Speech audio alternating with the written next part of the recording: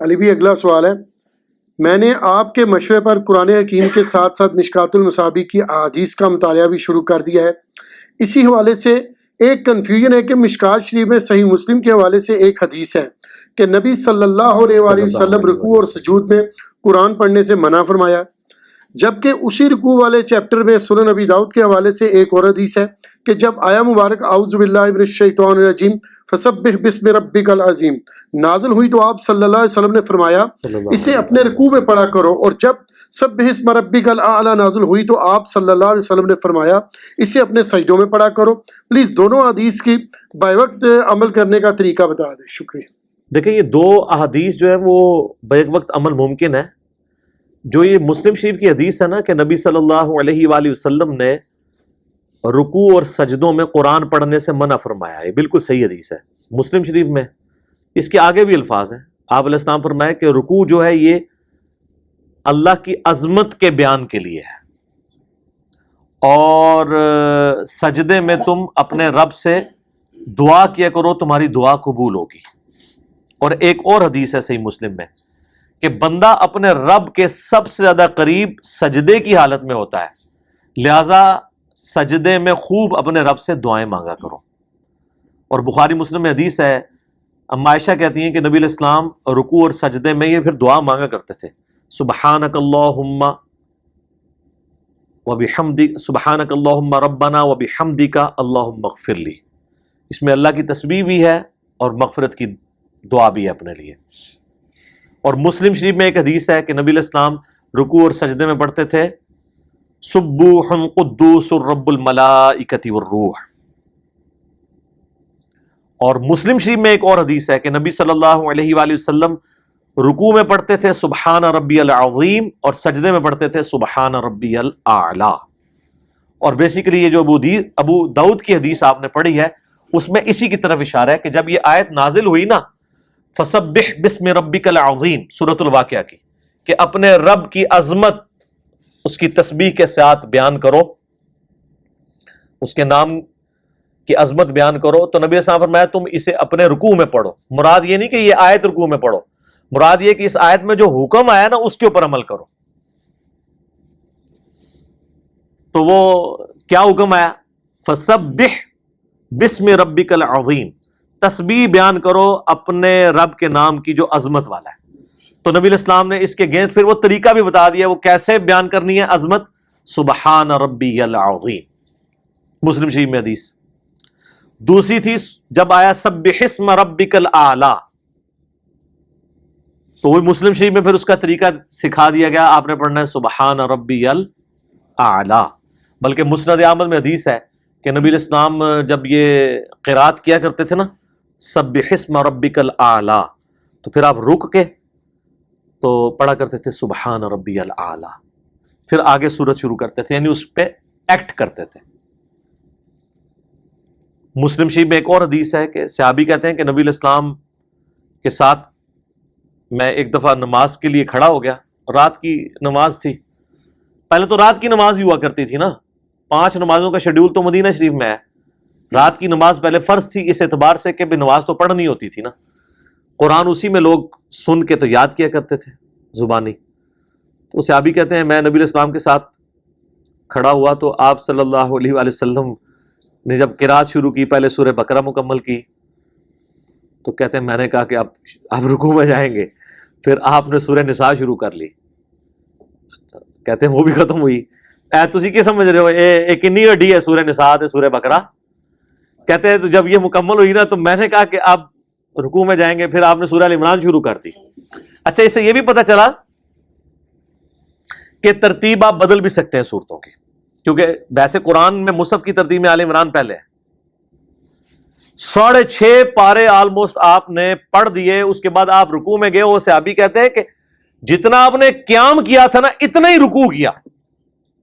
اتنا ہی قوما کیا، اتنے لمبے لمبے سجدے کیے۔ ٹھیک ہے، تو اس میں پھر الفاظ ہیں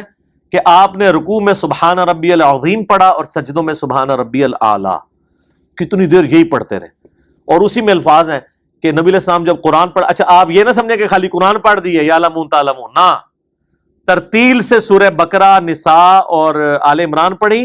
اور کہتے ہیں نبی علیہ السلام اس میں جہاں جہاں کہیں بھی عذاب کی آیات آتی تھی رک کے اللہ تعالیٰ سے عذاب کے اگینسٹ پناہ مانگتے تھے، جہاں جہاں جنت کی آیات آتی تھی رک کے اللہ سے جنت کا سوال کرتے تھے، اور جہاں جہاں پناہ مانگنے کی چیزوں کی بات آتی تھی تو وہیں وہیں رک کے اللہ تعالیٰ سے پناہ بھی مانگا کرتے تھے۔ یہ سارے تے کوئی 10-12 سپارے پڑھ جاندے جے، کیونکہ ہر دوسرے صفحے کے اوپر جنت کا ذکر، جہنم کے اعتبار سے اللہ کی پناہ مانگنے کا ذکر، یہ تو جناب اگر آپ اس طرح رک رک کے پڑھیں قرآن تو پھر تو آپ جناب یہ سورت بقرہ بھی مکمل کریں تو اس کے لیے بھی پھر آپ کو 5-7 گھنٹے تو چاہیے۔ تو یہ جو مشکاۃ شریف میں ابو داؤد کی حدیث آئی نا کہ نبی علیہ السلام نے کہا کہ اسے اپنے رکوع میں پڑھو، اسے اپنے سجدے میں پڑھو، مراد یہ کہ اس میں جو اللہ نے حکم دیا ہے اس کو ایگزیکیوٹ کرو، کہ عظمت کا بیان پڑھو اور اللہ کے اعلیٰ ہونے کا بیان پڑھو، اور وہ نبی علیہ السلام نے کلمات خود سکھا دیے، سبحان ربی العظیم اور سبحان ربی الاعلیٰ۔ ابو داؤد ترمذی ابن ماجہ میں ایک حدیث یہ ہے کہ نبی علیہ السلام نے فرمایا کہ 3 سے کم دفعہ تسبیحات نہ پڑھو، سبحان ربی العظیم اور سبحان ربی الاعلیٰ۔ اس کی سند کمزور ہے، لیکن اس کو سپورٹو المصنف ابن ابی شیبہ میں ایک تابعی کا قول موجود ہے کہ 3 سے کم تسبیحات میں نماز نہیں ہوتی، لہٰذا اس کو بھی ایک سپورٹ حاصل ہو جاتی ہے۔ کم از کم 3 تسبیحات، تینوں سبحان ربی العظیم بھی ہو سکتی ہیں، ایک سبحان ربی العظیم ہو جائے، دوسری پڑھ لیں سبحانک اللہم ربنا وبحمدک اللہم اغفر لی، اور تیسری پڑھ لیں سبوح القدوس رب الملائکۃ والروح، تو ٹوٹل یہ بھی 3 تسبیحات ہو جائیں گی۔ اور آپ اس سے زیادہ بھی پڑھ سکتے ہیں، وہ سنن نسائی اور ابو داؤد کے اندر حدیث ہے نا، انس بن مالک کہتے ہیں کہ میں نے رسول اللہ کے بعد صلی اللہ علیہ وآلہ وسلم شاذ و نادر کسی کے پیچھے نماز پڑھی ہے کہ جو بالکل اس طریقے پہ نماز پڑھتا ہو جس پہ نبی علیہ السلام نماز پڑھتے تھے، سوائے عمر بن عبدالعزیز کے۔ وہ کہتے ہیں عمر بن عبدالعزیز کے پیچھے میں نے نماز پڑھی ایسی، اور پھر انس بن مالک کہتے ہیں کہ عمر بن عبدالعزیز جو ہمیں نماز پڑھاتے ہیں نا، نبی علیہ السلام بھی ایسے پڑھاتے تھے۔ ایک صحابی تابعی کے بارے میں کہہ رہا ہے، اور اس میں آگے الفاظ ہیں کہ ہم نبی علیہ السلام کے پیچھے 10 دفعہ تسبیحات شمار کر لیا کرتے تھے رکوع اور سجدوں میں، 10 دفعہ سبحان ربی العظیم۔ یہاں تو جناب تھوڑی سی نماز لمبی ہو جائے تو وہ امام کے اوپر چڑھ دوڑتے ہیں مقتدی، ایسے ہی ہوتا ہے۔ یہ بھی مشہور ہے کہ طاق ہی ہونی چاہیے تسبیحات، ٹھیک ہے وہ بخاری میں حدیث ہے کہ اللہ طاق ہے، وطر ہے، اور وطر کو پسند کرتا ہے، لیکن جفت بھی ہو سکتا ہے۔ یہاں جنازے میں بھی جھگڑا پڑا ہوتا ہے، صحیح مسلم میں ہے کہ نبی علیہ السلام نے جنازہ پڑھایا اور آپ کے پیچھے 2 صفیں تھی، یہاں ہوتا آج کل کا تو 2 کو توڑ کے 3 بنا لیتے ہیں۔ تو یہ 10 تسبیحات تو ایون ہے، تو ایون تسبیحات بھی ہو سکتی ہیں۔ حتیٰ کہ بخاری مسلم میں حدیث ہے، دونوں میں، انس بن مالک کہتے ہیں کہ نبی علیہ السلام رکوع کے بعد اتنی دیر کھڑے ہوتے کہ ہم سمجھتے کہ آپ سجدے میں جانا بھول گئے، اور 2 سجدوں کے درمیان اتنی دیر بیٹھتے کہ ہم یہ گمان کرتے کہ نبی علیہ السلام دوسرے سجدے میں جانا بھول گئے۔ اور اس سے ایک اور رزلٹ نکلنے والا ہے جو دوسری حدیث ہے بخاری اور مسلم کی، کہ نبی علیہ السلام کا قیام اور تشہد، اس کو چھوڑ کے باقی ساری چیزیں برابر ہوا کرتی تھی۔ رکوع کے بعد کھڑا ہونا، سجدہ اور سجدوں کے درمیان بیٹھنا، یہ سب برابر ہوتے تھے اپنی لینتھ کے اعتبار سے۔ تو اگر قوم میں حضور اتنی دیر کھڑے ہو رہے ہیں کہ نیا بندہ یہ سمجھ رہا ہے کہ آپ سجدے میں جانا بھول گئے، تو پھر آپ سمجھ سکتے ہیں کہ رکوع کتنا لمبا ہوتا ہوگا، ٹھیک ہے۔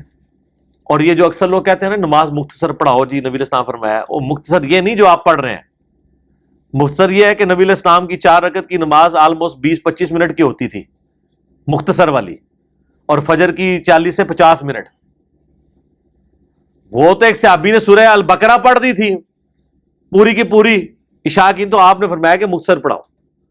یہ نہیں ہے کہ آپ کسی صحابی نے وہ جو کوئی 30ویں پارے کی سورت پڑھی ہے یا سورہ بقرہ کے 5 رکوع پڑھ دیے تو آپ علیہ السلام نے فرمایا کہ یہ مختصر کرو، نہیں۔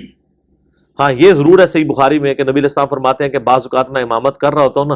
اور مجھے کسی بچے کی رونے کی آواز آتی ہے نا، تو میں اپنی قرات کو مختصر کر کے نماز کو مختصر کر دیتا ہوں کہ اس کی ماں پریشان ہو رہی ہوگی۔ آپ جو نفلی نمازیں جتنی مرضی لمبی کریں، صحیح مسلم میں حدیث ہے کہ نفلی نمازیں آپ جتنی مرضی لمبی کر کے پڑھو، لیکن فرض نماز مختصر۔ لیکن مختصر یہ نہیں جو آج کل پڑھا رہے ہیں، یقین کریں حنفیوں کی مسجد میں چلے جائیں، 5 منٹ میں زور کے وہ 4 فرض فارغ کر دیتے ہیں. ایٹ لیسٹ زور کی نماز 15 سے 20 منٹ کی ہونی چاہیے, جو مختصر والی ہے, جس میں یہ ساری کوالٹیز ہوں. اب بتائیں, نبی علیہ السلام جب یہ کہہ رہے ہیں مختصر نماز پڑھاؤ, تو کیا آپ خود اس پہ عمل نہیں کر رہے تھے؟ تو آپ کے بارے میں صحابہ یہ کہہ رہے ہیں کہ ہم آپ کے پیچھے 10 تسبیحات شمار کرتے تھے اور اتنا لمبا قوما شمار کرتے تھے, تو آپ علیہ السلام کے پیچھے وہ نماز پڑھ رہے ہوتے تھے نا. تو اس کا مطلب ہے آپ کی فرض نماز بھی ایٹ لیسٹ 4 رکعت کی نماز 15-20 منٹ کی ہوتی تھی, اور فجر عشاء تو لمبی ہوتی تھی کیونکہ اس میں قرآن زیادہ پڑھا جاتا تھا. یہ والی نمازیں نہیں جو آج کل پڑھ رہے ہیں, جس میں جناب وہ امام کو بھی جلدی ہوتی ہے اور مقتدیوں کو اس سے زیادہ جلدی ہوتی ہے, اور قرآن کی بھی رٹی رٹائی چند صورتیں چند آیات پڑھ کے تو کام فارغ کر دیتے ہیں, کیونکہ نہ پڑھنے والے کو پتا کہ میں کیا پڑھ رہا ہوں, نہ سننے والے کو پتا کہ قرآن میں کیا بیان ہو رہا ہے. ٹھیک ہے جی, جس طرح دے امام اس طرح دے مقتدی, ٹھیک ہے, کام لگے ہے لائی رکھو. ٹھیک ہو. جزاک اللہ.